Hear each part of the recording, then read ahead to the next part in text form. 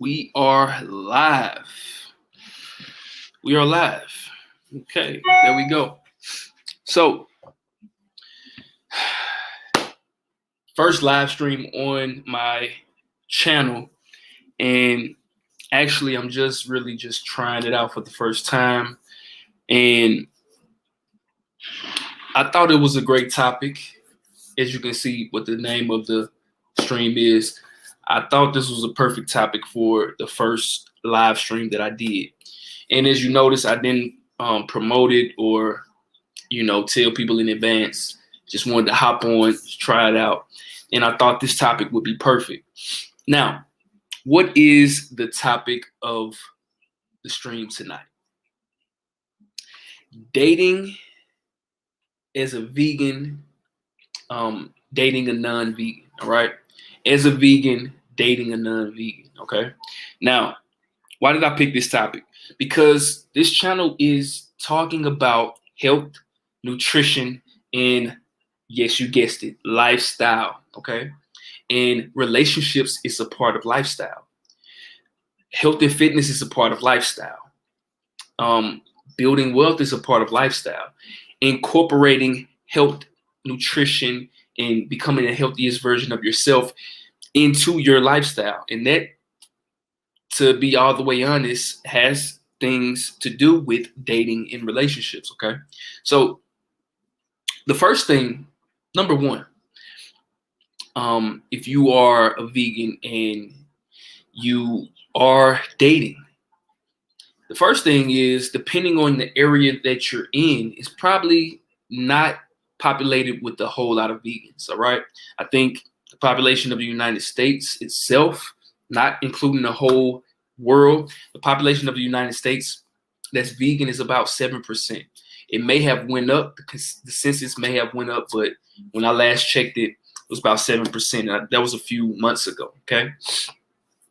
Now, with that being said, it's probably going to be pretty difficult to find a vegan that not only is in your area, but you're attracted to, that they're attracted to you, that you can actually have a connection with, okay? There's a lot of different variables in that, and we'll dissect some of those in a second. But just really wanted to give you the outlining thought process of this, okay? Now, for example, I'm in Mississippi, and the first thing people think when they think of Mississippi, it's probably not going to be the word vegan, okay? It's probably going to be dirt roads, cow tipping, and all this country stuff that people try to associate with Mississippi, okay?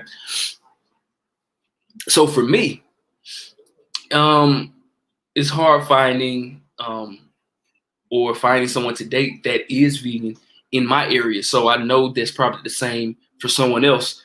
And not to say if you stay in a large city, metropolitan area, California, not so much these days because of the pandemic, but California, New York, Atlanta, Texas, some areas of Texas, Colorado is pretty good, what I've heard. So different areas like that, but everywhere else is going to be very difficult. So number one is, are you in the right area to find someone who is compatible with you, right? And compatible with the lifestyle, okay? So that's number one. Number two is going to be, and this is going to be very, very key. Number two is going to be actually being open-minded, okay? Being open-minded, okay? Now, if you can't find someone who is vegan, you have to be open-minded to find someone who is not vegan. And then you have to be open-minded to not try to push your ideologies on them. Now, me personally, when I first went vegan, I used to always try to push it on other people a whole lot. Nowadays, I come from it from a different perspective. I put myself in the other person's shoes. 10 years ago, you could not have tried to talk me into even going vegetarian, let alone going vegan, okay? I had no idea what a vegan was 10 years ago. So you have to come from it from that standpoint. If you come from it from that standpoint, it's much easier to talk about these things with someone you're dating. It's very much easier to actually get them to be interested in it and ultimately get them to go vegan. But not even that, just get them to eat healthier like you if you are into this lifestyle, okay? So that's number 2. Number 3, that was 2. Number 3 is going to be, why did you go vegan in the first place? Think about that. Why did you go vegan in the first place? As I drink my big gallon of water, okay? If you're not drinking water every day, you're doing yourself a disservice, okay?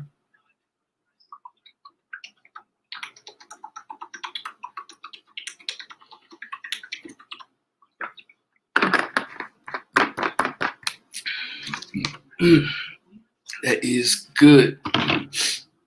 Now, why did you go vegan in the first place? Ask yourself that question.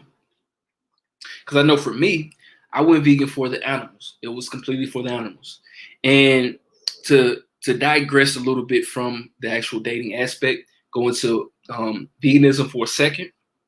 A lot of people go vegan nowadays because it is somewhat popularized in the mainstream.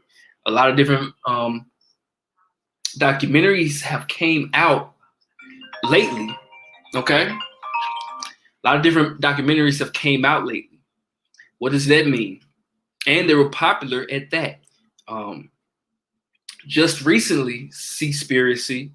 Before that was Game Changers. And before that was What the Health. So those are 3 big documentaries on a big major platform like Netflix. So with that being said, it's popularized and people want to try it out. And 2 out of 3 of those movies right there, we're talking heavily about the health aspect of going vegan, opposed to the environmental aspect like Seaspiracy, or the ethical aspect, like for me, which I went vegan for, okay? I went vegan because I watched documentaries like Earthlings, couldn't even hardly get through it, watched a few minutes of it actually. Earthlings, Forks Over Knives, things like that, from a more ethical side. And I think the reason why I was able to stick with veganism so much longer than other people that I've heard of over the years is because I went vegan because of a big reason bigger than myself. Does that make sense? So as I go back to the dating aspect, what is the reason you went vegan? If it was purely for health reasons, maybe it'd be easier to talk to someone about that, someone that you're dating. So it's easier to talk about it if it's for that reason specifically. On the other hand, if you went vegan because of for the environment, ethical reasons, for the animals and things like that, there's more of a deep discussion that you don't want to talk about earlier in the courtship, in the relationship, and things like that, if you're a man or a woman, all right?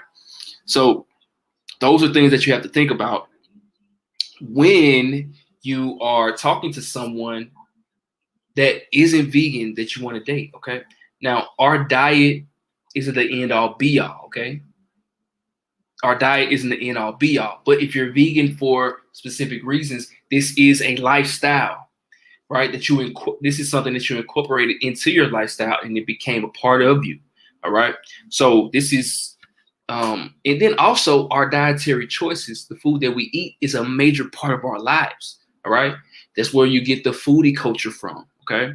People go out to expensive restaurants, go to different restaurants where the people cook the food in front of you. It's like a artsy type thing. So food is a big part of culture.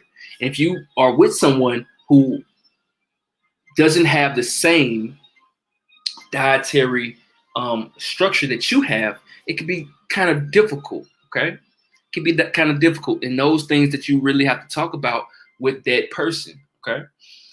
But you want to do it from the right standpoint. You don't want to come at it argumentative, standoffish, or anything like that. You want to come at it from an open mind of an area, completely open-minded, and see their point of view so they can see your point of view. All right. Seek to be understood. It's a quote by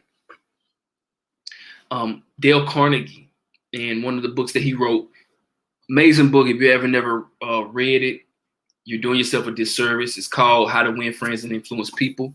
And in that book, he talks about seek to understand, instead of being understood. Seek to understand, then to be understood. Okay. What does that mean? What does that actually mean when you dissect it? When you are talking to someone or interacting with people, seek to understand them first. Then that's going to polarize them to you, where it's going to be easier for you to be understood to them. All right. Opposed to trying to be understood so much, and that gives a bad taste in people's mouths. All right. So you don't want to do it like that. You want to do it from a standpoint of open-mindedness, seeking to understand rather than be understood.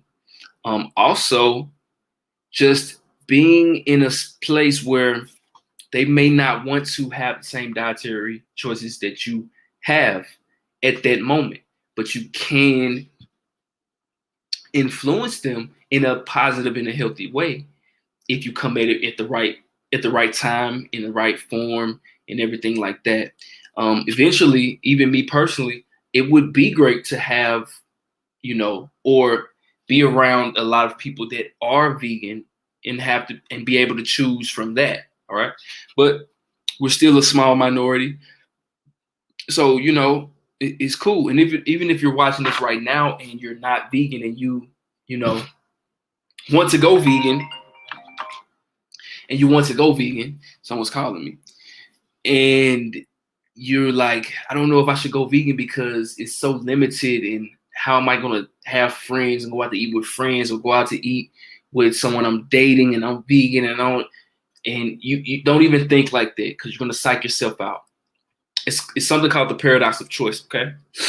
And that is, if you have too many things that you're trying to think about at one time, you end up not choosing anything or not choosing the right choice, okay?